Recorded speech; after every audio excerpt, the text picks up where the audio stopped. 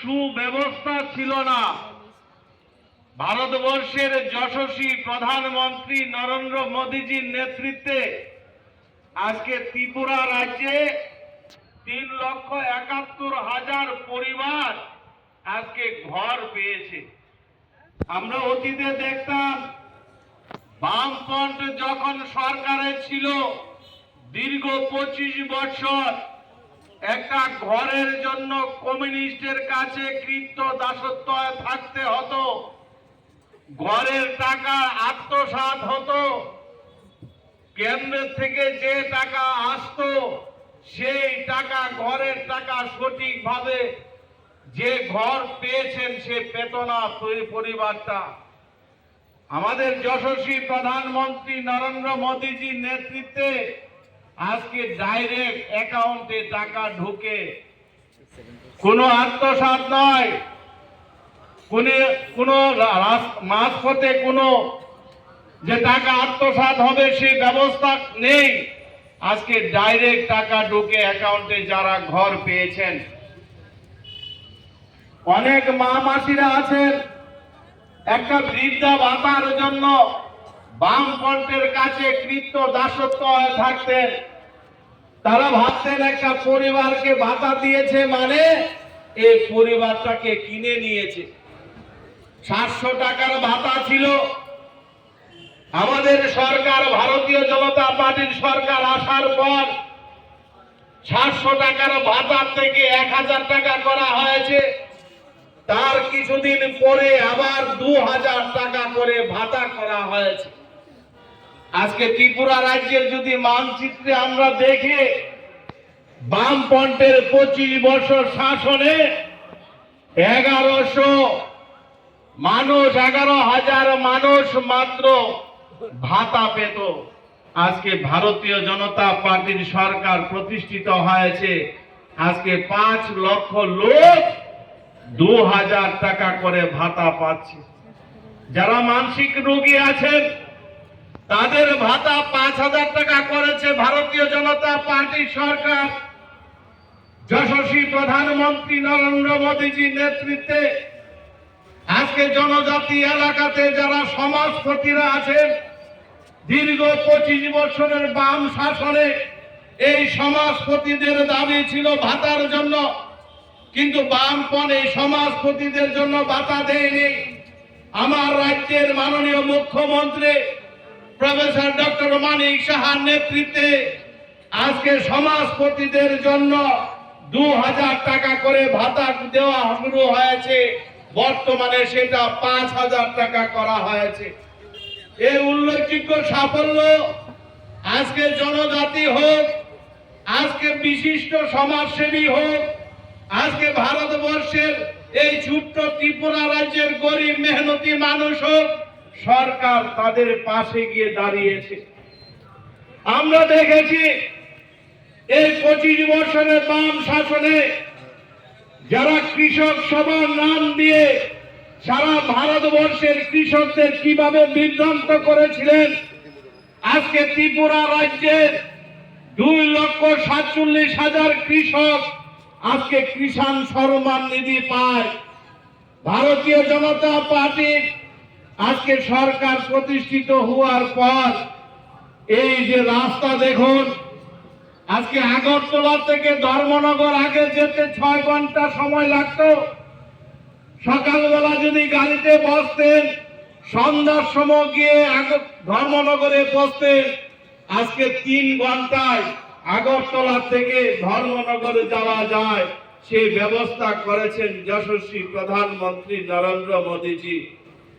আজকে ত্রিপুরা রাজ্যের বিশেষ করে এই শহর এলাকাতে আমাদের মেয়র সাহেব বসে আছেন।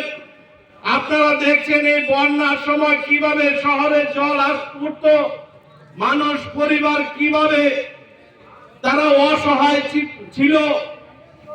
আজকে শহরে যেভাবে ড্রেনের কাজ হয়েছে, রাস্তার কাজ হয়েছে, ঘর দেওয়া হয়েছে, বিদ্যুৎ দেওয়া হয়েছে, জলের ব্যবস্থা করেছেন। দীর্ঘ 25 বছরে বাম শাসনে যা করতে পারেনি আমার রাজ্যের সরকার আজকে 7.5 বছর 8 বছরে তার 3 গুণ করে দেখিয়ে দিয়েছেন কিভাবে সরকার পরিচালনা করা যায় তা দেখিয়ে দিয়েছেন। আমরা দেখেছি এই এলাকার যারা কমিউনিস্টরা ছিলেন কাদের মধ্যে একটা লাল ব্যাগ নিতেন আর মানুষের বাড়ি বেড়ে গিয়ে 25 পয়সা 50 পয়সা অথবা 2 মুঠো চাল ভিক্ষে করত। আর এই কমরেডরাই দেখেছি অট্টালিকা বাড়ি বানিয়েছে, প্রাইভেট কার করেছে, গরিব মেহনতি মানুষের জন্য কিছু করেননি। প্রতি মাসে মাসে আসতো শ্রমিক দরদি বলে কৃষক সবার নামে 1 টাকা 2 টাকা চাঁদা তুলতো। আপনারা বুকে হাত দিয়ে বলুন তো, ভারতীয় জনতা পার্টির সরকার আসার পর আপনাদের বাড়ি বাড়ি চাঁদার জন্য কেউ এসেছে? আমাদের বিজেপির কার্যকর্তা চাঁদার জুলুম থেকে মুক্তি পেয়েছেন আপনারা। আমরা দেখেছি যারা কর্মচারীরা ছিলেন নির্বাচন আসলে 10,000 টাকা 20,000 টাকা নির্বাচন তহবিলে টাকা দিতে হতো। সেই কর্মচারীরা আজকে সেই চাঁদার জুলুম থেকে মুক্তি পেয়েছেন। আজকে ভারতীয় জনতা পার্টির সরকার প্রতিষ্ঠিত হয়েছে, আপনাদের জন্য কাজ করছে। আর এই কমিউনিস্টরা বলে 2028-এ তারা আবার সরকারে আসবে। তাদের কান ধরে জিজ্ঞেস করবেন 25 বছরে তোমরা কি করেছো? কেন রাস্তা করো নেই? কেন বিদ্যুৎ দেও নেই? কেন 2000 টাকা করে ভাতা দেননি? সেই কথাগুলি আপনাদের বলতে হবে, জিজ্ঞেস করতে হবে। কেন 25 বছরে আপনারা এই কাজগুলি করেননি? এখন কেন আপনারা বলছেন? আর শুধু মিথ্যা প্রচার করবে সরকারের বিরুদ্ধে, বলবে সরকার কোনো কাজ করে না। ত্রিপুরা রাজ্যের মানুষ গরিব হয়ে গেছে, ত্রিপুরা রাজ্যের মানুষ অসহায় হয়ে গেছে। আপনারা বলুন তো, কমিউনিস্টের শাসনে আপনারা রেশনে বিনা পয়সায় চাল পেয়েছেন কিনা? একবার ভাবুন, যশস্বী প্রধানমন্ত্রী নরেন্দ্র মোদীজির নেতৃত্বে সারা ভারতবর্ষে আজকে 81 কোটি মানুষ বিনা পয়সায় চাল পায়। সেটা কে করেছে? ভারতীয় জনতা পার্টির সরকার। আগে সেইখানে যে কাউন্সিলর ছিল এই এলাকার জন্য কি কাজ করেছে সেই প্রশ্নগুলি আপনারা করতে হবে। সেই অধিকার আপনাদের আছে। যারা বলে এই সরকার কাজ করে না তাদের জিজ্ঞেস করতে হবে কেন এই কাজগুলি আপনারা আগে করেননি। তারা সরকারে আসবে 28-এ, জনগণ তাদের পক্ষে আছেনি। তাদের নেতা কে আছে? তাদের যুব নেতা কে আছে? মহিলা নেত্রী কে আছে? সেই প্রশ্নগুলি আপনাদের করতে হবে। কমিউনিস্টের ইতিহাস আছে, কমিউনিস্ট যেখানে একবার পরে যাবে সেখানে আর উঠতে পারে না। আসামে তাদের অনেক এমপি ছিল, বর্তমানে একজনও এমপি নেই। পশ্চিম বাংলায় তাদের সরকার ছিল, আর দ্বিতীয়বার উঠতে পারেনি। সারা ভারতবর্ষে একটা দূরবীন নিয়ে যদি ঘুরেন কমিউনিস্টে কোথায়ও দেখতে পাবেন না। আর কংগ্রেসের কথা কি বলবো? ত্রিপুরা রাজ্যের 88 সাল থেকে 93 যে একটা সরকার হয়েছিল, উগ্রপন্থীর সরকার, নারী নির্যাতনের সরকার, এই সরকারের প্রত্যেকটা পরিবারের জন্য লাঞ্ছিত করেছিল, বঞ্চিত করেছিল। এই কংগ্রেসকে মানুষ বিশ্বাস করে না।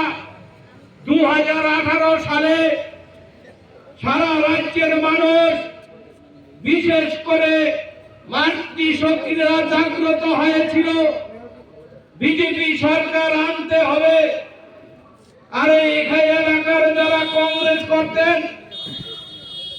দীর্ঘ 25 বছর এই কংগ্রেসের ঝান্ডা নিয়ে যারা ঘুরতেন তারা সংকল্প নিতেন এই স্বৈরাচারী বামপন্থীকে ত্রিপুরা রাজ্যের থেকে বিদায় করবেন।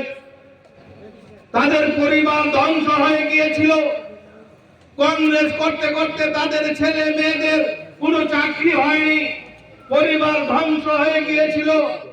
যখন এই কমিউনিস্টরা ত্রিপুরা রাজ্যে প্রতিষ্ঠিত হতো, সরকার গঠন করত, এই এলাকার কংগ্রেসের কর্মীদের বাড়ি করে জ্বালিয়ে দিত, পুড়িয়ে দিত, তাদের উপর সন্ত্রাস করত।